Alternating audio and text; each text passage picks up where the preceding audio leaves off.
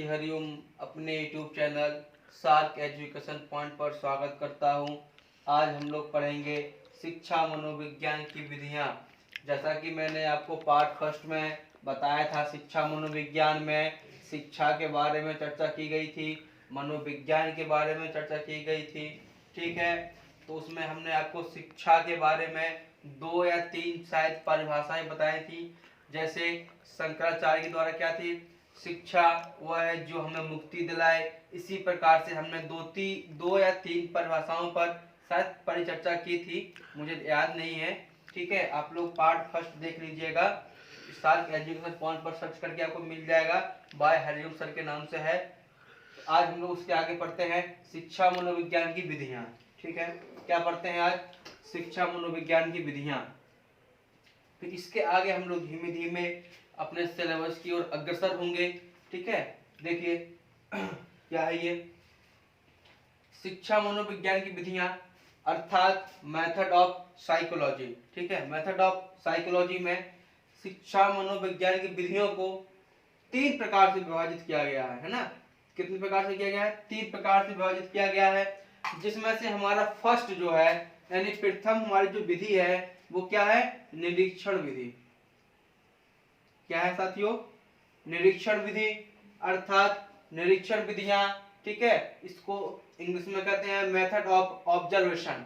क्या कहते हैं? मेथड ऑफ ऑब्जर्वेशन कहते हैं। ठीक, सेकंड देखिए, सेकंड जो है आपका प्रयोगात्मक विधियां, अर्थात मेथड्स ऑफ एक्सपेरिमेंट।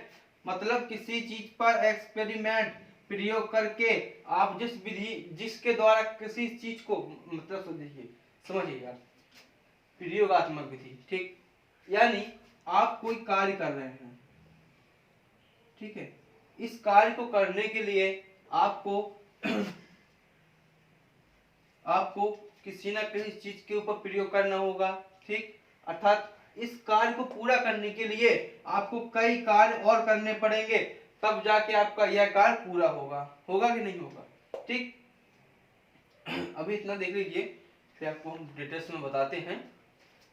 देखिए तीसरा क्या है आपका? विवरणात्मक विधियां।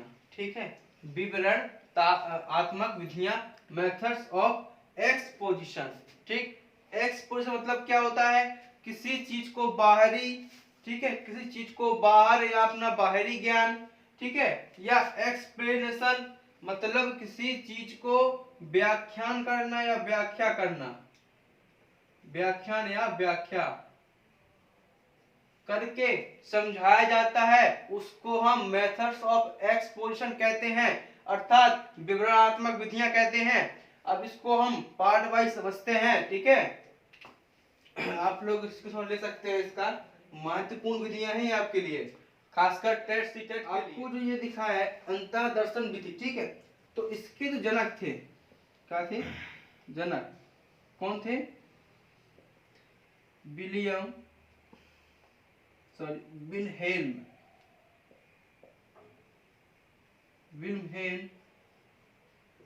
वुंड, जो इसके जनक थे। इन्होंने इसको किस प्रकार से बताया है? तो इन्होंने जो कहा है, अब देखिए, इन्होंने इसको जिस प्रकार से बताया है वो है क्या है?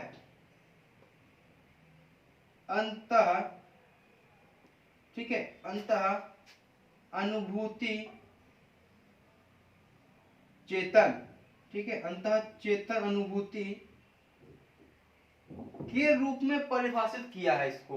ठीक है, अब अंतः चेतन अनुभूति क्या होता है? मतलब व्यक्ति के अंदर जितने गुण होते हैं उन गुणों का वह स्वयं निरीक्षण कर सके, ऑब्जर्वेशन कर सके, उसका सर्वेक्षण कर सके और उसी व्यवहार के कारण अपने ज्ञान में वृद्धि कर सके, उसको कहते हैं अंतर्दर्शन विधि।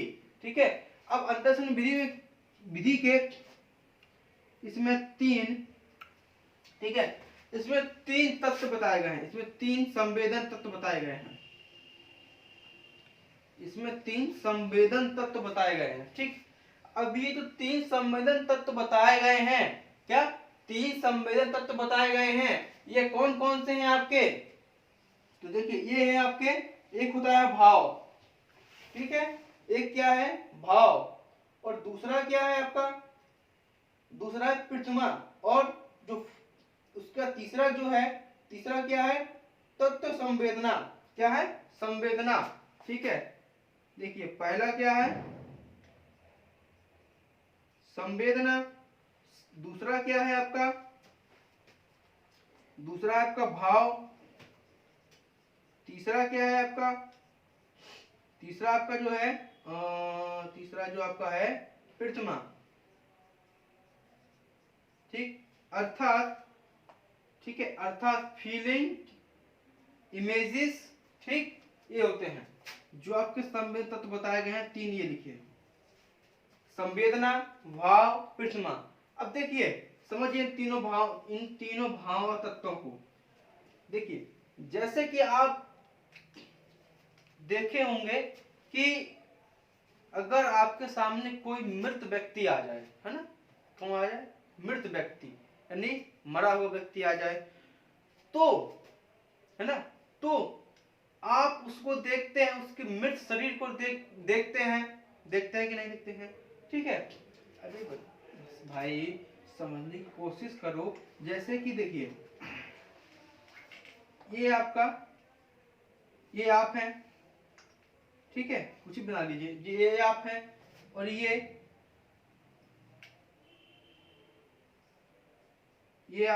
एक मृत व्यक्ति है। ठीक है, मृत व्यक्ति।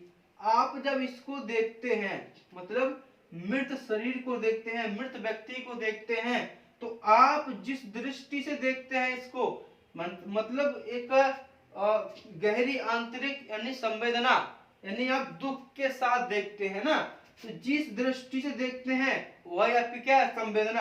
अर्थात दृष्टि जो आपकी है, जिसे आप देख रहे हैं, वह है आपकी दृष्टि संवेदना।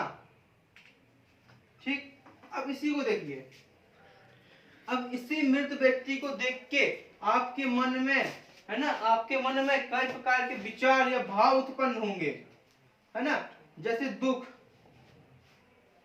है ना, दुख, विचार, कितना भला आदमी था बेचारा, है ना,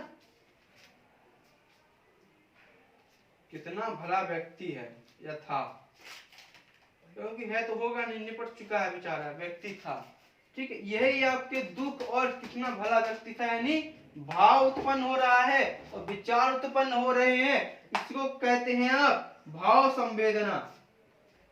ठीक, यानी भाव संवेदन तक तो आपका दूसरा नंबर हो गया। और प्रतिमा, ठीक है, कुछ दिनों बाद आप इसी मृत व्यक्ति के बारे में सोच रहे होंगे या विचार रहे होंगे अकेले में बैठकर, तो आपके मस्तिष्क में, है ना, आपके मस्तिष्क में या मन में एक एक मृत व्यक्ति की प्रतिमा बनेगी, छवि बनेगी, कि मतलब जो व्यक्ति हमारे सामने पड़ा हुआ था, मृत शरीर है, ठीक है, मृत व्यक्ति जो तरह से लेटा हुआ था, वो बेचारा ऐसा था, है ना, ऐसा था, कैसा लेटा हुआ था, सब उसको घेर के बैठे हुए थे। मतलब जो आपके मन में प्रतिमा बन रही है, इमेज बन रही है, ठीक है, ये आपका तीसरा प्रतिमा संवेदी तत्व है। यही तीन तत्व माने गए हैं अंतः दर्शन विधि में। मतलब इसमें व्यक्ति अपने आंतरिक गुणों से व्यवहार का ज्ञान करता है, ठीक है, उसे कहते हैं अंतः दर्शन विधि। अब देखते हैं वही दर्शन विधि, ठीक है, कौन देखते हैं, वही दर्शन विधि। देखिए दूसरा नंबर देखते हैं, वही दर्शन। क्या है, वही दर्शन।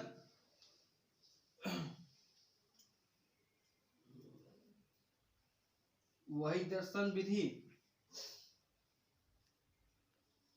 अब इसके जो जनक हैं, ठीक है, इसके जो जनक हैं वह कौन है, इसके जो जनक हैं वह हैं व्यवहारवाद के रचनाकार।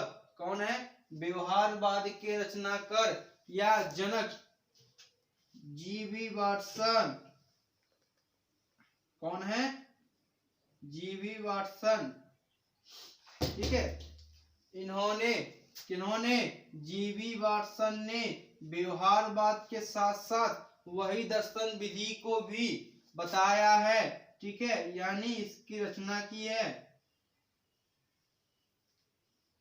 ठीक, वही दर्शन विधि के जनक कौन है, जीवी वाटसन है। ठीक है, आपसे क्वेश्चन पूछा जा सकता है क्या, वही दर्शन, ठीक है, क्या, वही दर्शन विधि और व्यवहारवाद, ठीक, वही दर्शन विधि और व्यवहारवाद के जनक इनमें से कौन है? Option number A Galton, option number B Thorndike, option number C GB Burson, option number 4 इनमें से सभी, ठीक, इनमें से सभी। तो आपका आंसर कहाँ जाना चाहिए? कहाँ जाना चाहिए? जीबी बर्सन पर, ठीक है, क्योंकि इन्होंने ही वही दर्शन विधि और व्यवहारवाद की क्या खोज की है।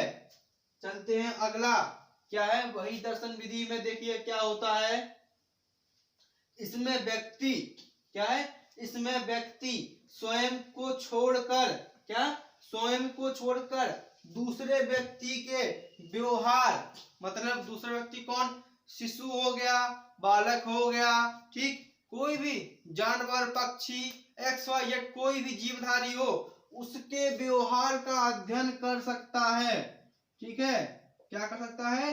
व्यवहार का अध्ययन, ठीक, किसका? दूसरे व्यक्ति का।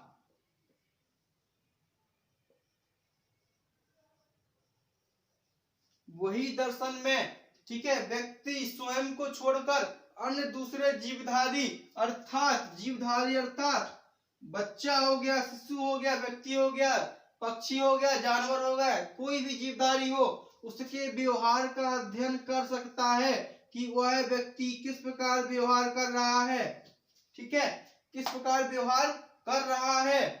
और इसमें इसकी जो विशेषता है, इसमें एक सबसे महत्वपूर्ण विशेषता है, वो विशेषता कौन सी है? देखिए वो विशेषता कौन सी है? वो विशेषता यह है कि इसमें व्यक्ति, ठीक, इसमें व्यक्ति जानबूझकर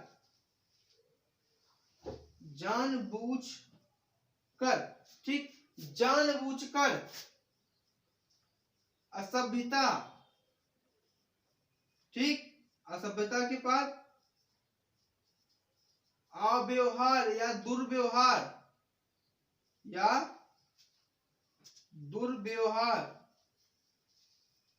ठीक, जिसमें व्यक्ति जानबूझकर, इसमें व्यक्ति जानबूझकर अस्वाभाविक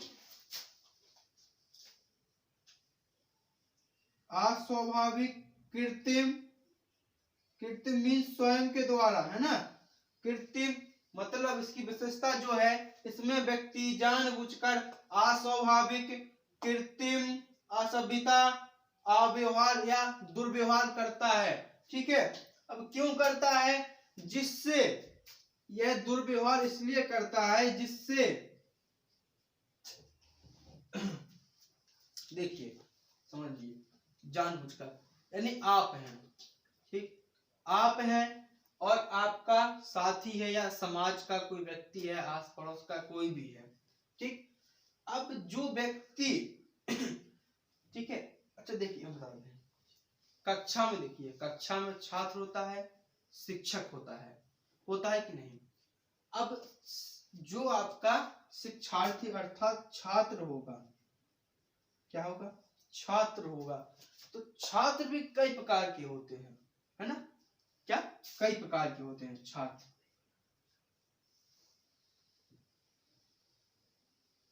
छात्र कई प्रकार के होते हैं। अब वैसे कि अध्यापक ने एक दिन कहा कि कल हम, है ना, यानी अगले दिन हम इस चैप्टर के कुछ प्रश्न पूछेंगे, है ना, क्या करेंगे? प्रश्न पूछेंगे। तो अब जो इसमें से किनमें से जो कई प्रकार के छात्र हैं आपकी कक्षा में, इसमें से, ठीक है, इन कई प्रकार के छात्रों से कई छात्र ऐसे होंगे जो बदमाश होंगे, यानी पढ़ने से अपने आप को दूर करते होंगे, है ना, अध्ययन नहीं करना चाहते या बदमाशी करते हैं।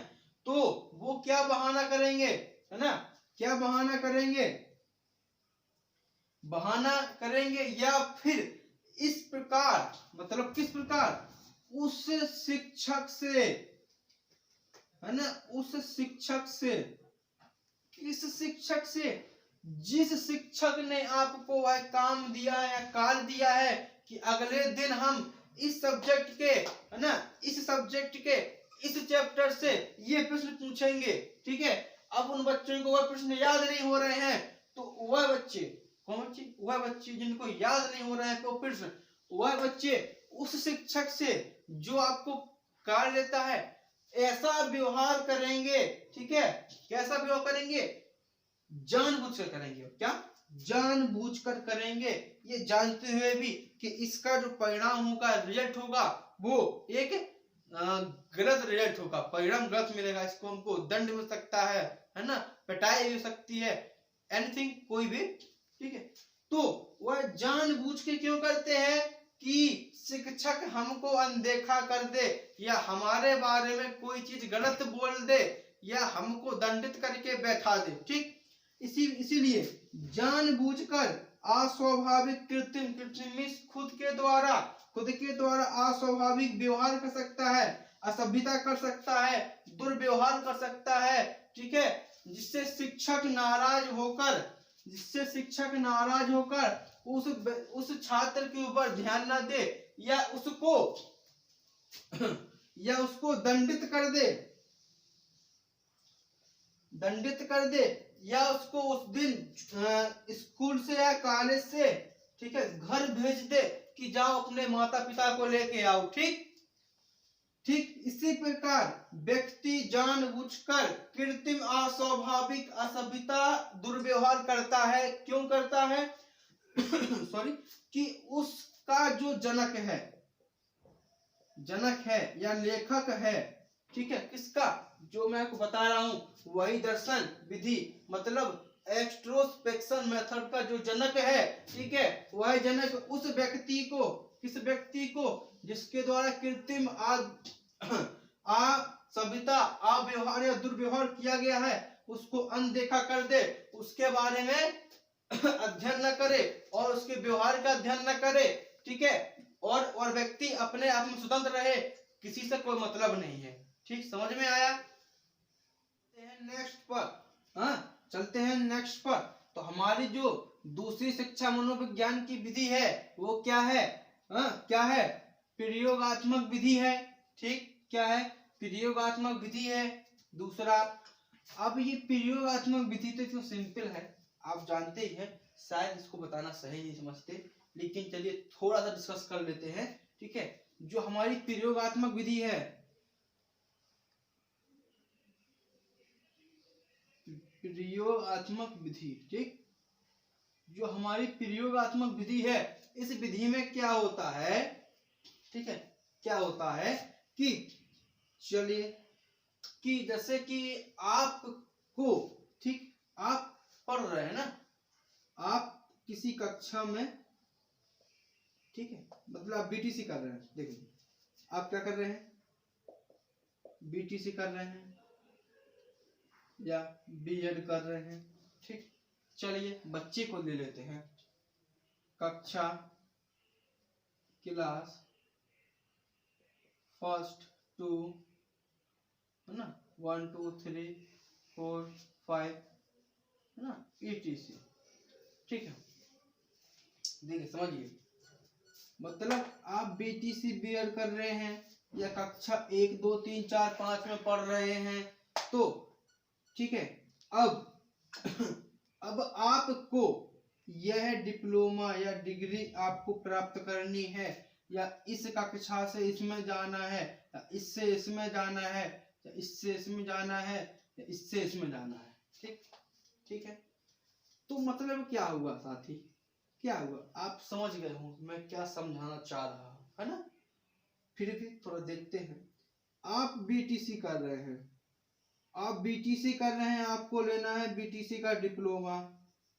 बीटीसी का डिप्लोमा लेके क्या बनेंगे आप, शिक्षक नहीं, अभी कहाँ शिक्षक बनेंगे, है ना, अभी कहाँ शिक्षक बनेंगे, डिप्लोमा ले लिया, इसके बाद आपको टेट देना पड़ेगा, फिर सुपर टेट देना पड़ेगा, है ना, फिर मेरिट बनेगी, उसके बाद सिलेक्शन होगा, है ना, सिलेक्शन होगा, उसके बाद आप बनेंगे टीचर, है ना, क्या बनेंगे, टीचर। तो बच्चों मेरा मतलब ये है कि जब आप बीटीसी करते हैं, ठीक है, बीटीसी करते हैं तो बीटीसी का हमारा उद्देश्य क्या है, मतलब कहाँ पहुंचना है, हमको यहाँ पहुंचना है, ठीक, यहाँ पहुंचना है ना, हाँ पहुंचना है, हम पहुंचाएंगे आपको, कैसे नहीं पहुंचेंगे आप, हम जबरदस्ती पहुंचाएंगे, यहाँ पहुंचना है। अब इनके बीच में जो ये चीजें हैं हमको इनको क्रॉस करना है ना, तो अब इनको क्रॉस करना है, इनके लिए हमें क्या करना पड़ेगा, पढ़ना पड़ेगा, है ना, पढ़ना पड़ेगा, तभी तो हमारी डिप्लोमा मिलेगा, और डिप्लोमा मिलेगा तो उसका फिर हमको फिर पढ़ना पड़ेगा, मतलब फिर हमको टीईटी देना पड़ेगा, फिर जब टीईटी आप क्रॉस कर देते हैं, है ना, तो आपको सुपर टेट क्रॉस करना पड़ेगा, तो सुपर टेट क्रॉस कर देते हैं तो फिर आपकी मेरिट बनाई जाएगी, मेरिट बनाने के बाद आपको सिलेक्शन दिया जाएगा, उसके बाद आप टीचर बनेंगे। मतलब ये है किसी कार्य को करने में, ठीक, किसी कार्य को करने में उस कार्य की सफलता तक पहुंचने के लिए बीच में जितने कार्य करने पड़ते हैं, ठीक है, जितने कार्य करने पड़ते हैं या प्रयोग करने पड़ते हैं, आ गया शब्द की नहीं आया, प्रयोग करने पड़ते हैं, ठीक है, उन्हीं प्रयोगों को हम प्रयोगात्मक विधि कहते हैं, ठीक, क्या कहते हैं, प्रयोगात्मक विधि कहते हैं। देखिए समझने की कोशिश कीजिए, कितने बढ़िया तरीके से मैं आपको बता रहा हूं, फिर भी नहीं समझ सकते तो क्या, ठीक है, प्रयोगात्मक विधि क्या है, किसी सफलता के, यानी आपने जो उद्देश्य बनाया है, ए बनाया है, उस उद्देश्य की सफलता के लिए, ठीक है, उस उद्देश्य की सफलता के लिए किए गए कार्य या प्रयोग, क्या है, किए गए कार्य या प्रयोग प्रयोगात्मक विधि कहलाते हैं, ठीक है, क्या होता है, प्रयोगात्मक विधि कहलाते हैं, ठीक। चलते हैं नेक्स्ट, थर्ड, विवरणात्मक विधियां, है ना, विवरणात्मक विधियां, आइए देखिए इसको क्या कहते हैं, मेथड्स ऑफ एक्सपोजिशन, ठीक, क्या कहते हैं, मेथड ऑफ एक्सपोजिशन, अर्थात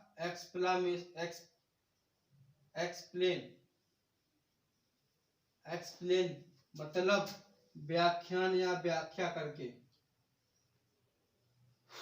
सॉरी, व्याख्यान या व्याख्या करके, ठीक है, मतलब किसी चीज के बारे में विवरण देना, उस चीज के बारे में ज्ञान मतलब जानकारी देना, यही तो विवरण होता है। जैसे आप लोग देखते होंगे तहसील वगैरह में या स्कूल वगैरह में आपसे कहते हैं, एक होता है विवरण रजिस्टर, मतलब विवरण रजिस्टर का मतलब क्या है कि उस स्कूल या कॉलेज या उस संस्था के जो भी जानकारी होती है, उस जानकारियों को व्यवस्थित रूप से रखा जाता है, उसे कहते हैं विवरण रजिस्टर, ठीक, उससे भी तो मिलती है आपको पूरी जानकारी, अर्थात विवरण। विवरण मतलब किसी चीज के बारे में जानकारी प्राप्त करने के उपरांत उस चीज को समझना ही क्या है, विवरणात्मक विधियां। अब विवरणात्मक विधियां के अंतर्गत सभी आती हैं, तो चलिए फटाफट एक एक लाइन एक शब्द में समझ लेते हैं इनको क्या होता है।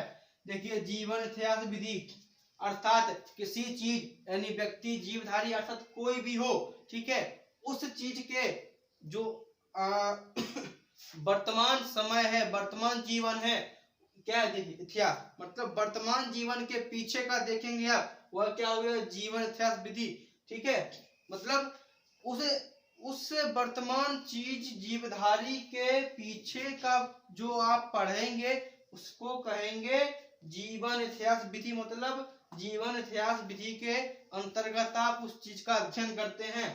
दूसरा देखिए विकासात्मक विधि, ठीक है, इसमें व्यक्ति का विकास होता है, जिस प्रकार से होता है, जिन गतिविधियों द्वारा होता है उसको कहते हैं विकासात्मक विधि। विकासात्मक विधि को, विकास को हम पढ़ाएंगे आगे चल के आपको फुल एक्सप्लेन करेंगे। विकास कहाँ कहाँ से होता है, इसके कारक कौन कौन से होते हैं, इसको प्रभावित करने वाले कारक कौन कौन से होते हैं, हर एक चीज को हम आपको इतने अच्छे तरीके से बताएंगे आप भी कहेंगे कि क्या टीचर मिला था। देखिए तुलनात्मक विधि, तुलनात्मक विधि में क्या होता है, एक व्यक्ति से दूसरे व्यक्ति की तुलना की जाती है, या आप स्वयं, मतलब समझ लीजिए आप स्वयं अपनी तुलना अपने साथी से करते हैं कि वो कहाँ पहुंच गया मैं कहाँ हूँ, या वो कहाँ है मैं कहाँ पहुंच गया हूँ। ठीक है, तुलना करना ही तुलनात्मक विधि होता है। उसके बाद मनोविश्लेषणात्मक विधि, मतलब साइको एनालिस्ट, मतलब क्या है, ठीक है, किसी चीज को, है ना, किसी जीवधारी के ज्ञान को आप मनोविश्लेषणात्मक विधि के द्वारा विश्लेषण करते हैं। ठीक है, विश्लेषण करते हैं, मन के जो भेद होते हैं, ठीक है, मन के जो विचार होते हैं उनके आधार पर आप जो विश्लेषण करते हैं उसको कहते हैं मनोविश्लेषणात्मक विधि।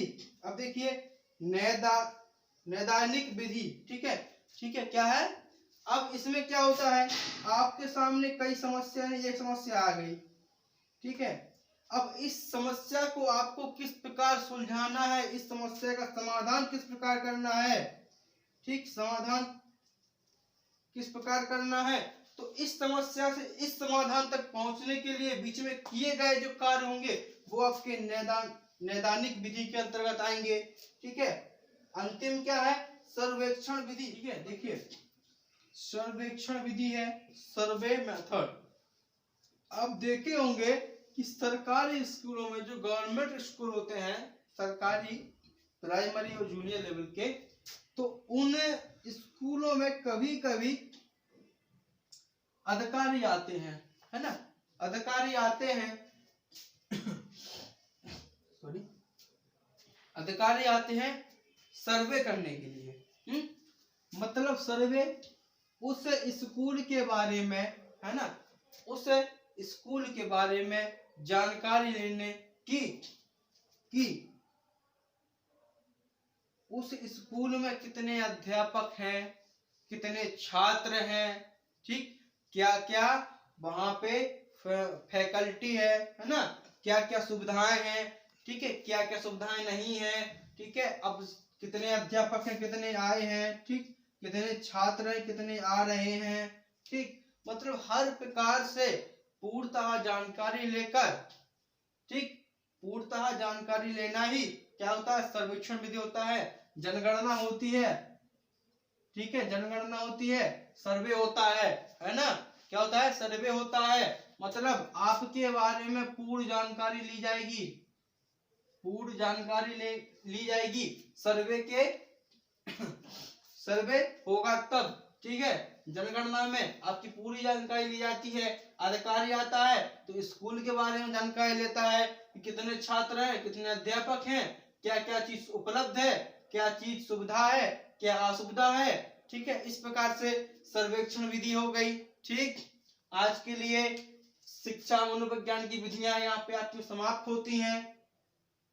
समाप्त होने के उपरांत हम अगले वीडियो में मिलेंगे, तब तक के लिए धन्यवाद। और अगर हमारा वीडियो आपको अच्छा लगे तो लाइक, शेयर और कमेंट कीजिए। आप हमारे चैनल पर नए हैं तो प्लीज सब्सक्राइब कीजिए।